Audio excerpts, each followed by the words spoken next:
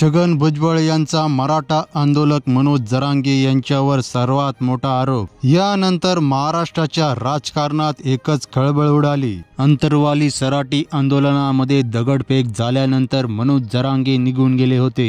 त्यानंतर रात्री 2 वाजता आमदार रोहित पवार आणि राजेश टोपे यांची नावे पुढे आली। त्यांनी मनोज जरांगे यांची भेट घेऊन पुन्हा एकदा त्यांना आंदोलनस्थळी परत बसवले असा आरोप छगन भुजबळ यांनी केला। यावर रोहित पवार म्हणाले की सामाजिक कार्य करत असताना सामाजिक कार्य करणाऱ्याला बदनाम करणे तुम्हाला शोभत नाही। आंदोलकांवर दगडफेक झाल्यानंतर मी त्यांना धीर देण्यासाठी विचारपूस करण्यासाठी त्या ठिकाणी गेलो होतो।